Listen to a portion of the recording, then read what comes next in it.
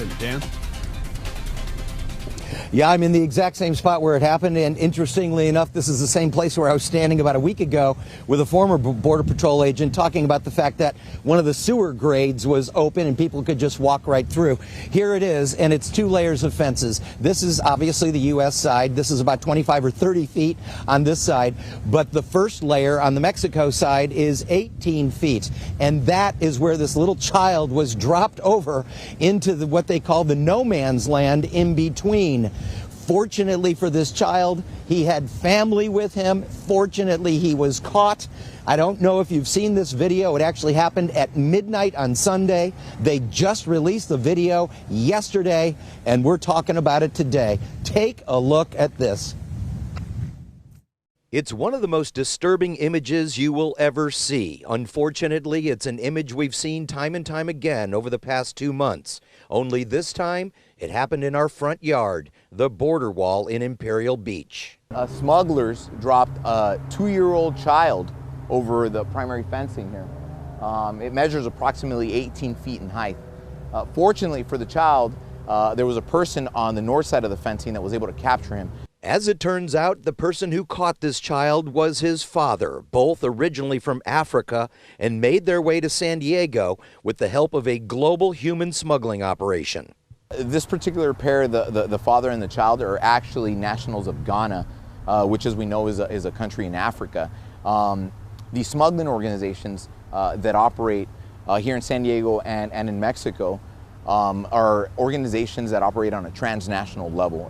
It obviously would be difficult for any person to travel from Africa into the United States. So these are very well coordinated efforts. Sadly, this coordinated effort is now routinely dropping innocent children over the border walls. Once that drop is made, the cartels get paid and don't look back. Unfortunately, they don't see these people as human beings. They don't see them for what they are.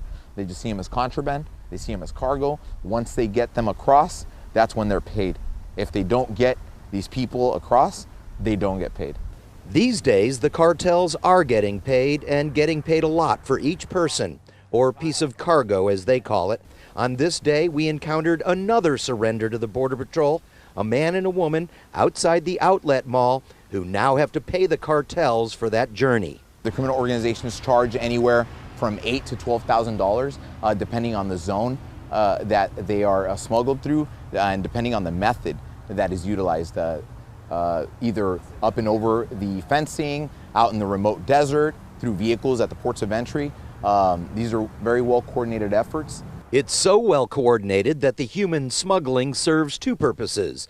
The cartels get paid to get the people in, and the Border Patrol is diverted away from other evil deeds that are happening at the same time. So it's a cat and mouse game. It's definitely not a new tactic.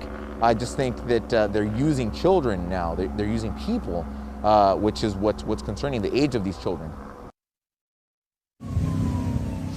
Yeah, so there's always this cat and mouse game down here with the cartels diverting the Border Patrol in one part, and then they'll get the meth or the fentanyl over in another part. It is just an evil, nasty game that is happening down here. So ugly and so horrifying to see the actual reality that's happening on the ground, as opposed to the political dialogue that we're being sold out here.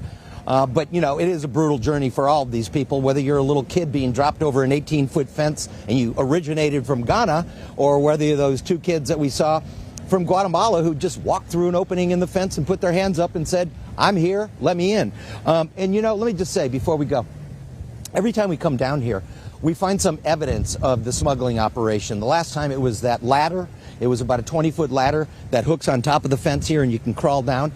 Today, as we're looking around, I couldn't believe my eyes. I looked down on the ground and I found 2 identification cards. First, I found this one. And I'm like, oh my gosh, what is that? It is an identification card from a woman from Sierra Leone. This is her actual social security card with a fingerprint on the back. About 10 feet up, I found another card. The same woman. This is her teacher's union card in Sierra Leone. She is a teacher. And basically it says instructions for this on, how to check in as a teacher in Sierra Leone. So presumably this woman is somewhere here in the United States. Presumably she came over the fence here, maybe with that same group. I don't know. Nobody really knows. But I did find these IDs, and I'm sure that this woman Her name is Gale Thoranka. Gale Thoranka from Sierra Leone. I have her Social Security card and her teachers union card in my hand. And it's just, wow. I mean, your head spins when you come down here and you see this happening every single day. And it's just, it's crazy. So this is what we found today. It's just, yeah, something's got to give out here, right? Something's got to give. The cartels are making more money than ever before. And once again, nothing comes across the border illegally without the help of the cartels, without paying the cartels.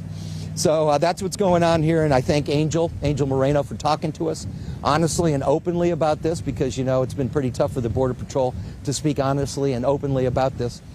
So we thank them for sharing that with us today. That's what's up. Dan, we see the video of the young child being dropped, and we know that the group was found and you know, captured, I suppose is the term. And you've got those two border walls so that there's that no man's land. Are they able to get over pretty quick once they see the surveillance video and apprehend these people? Yeah, they are. And in fact, in that video, I don't think we showed it, but in that video that the Border Patrol took, by the way, that was taken from a camera that's on top of one of these posts that's just right here. We can't see it from here because it's in the no man's land, but it was taken from a camera that's posted up there.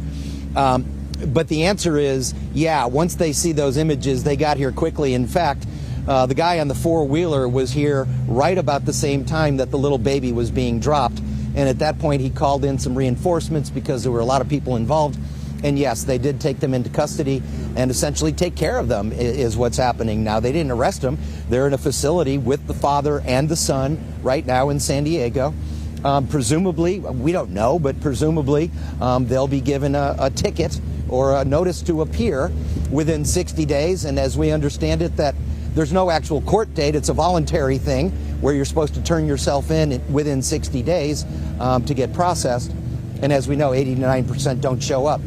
So essentially, these folks will be released into our community to, you know, make it on their own.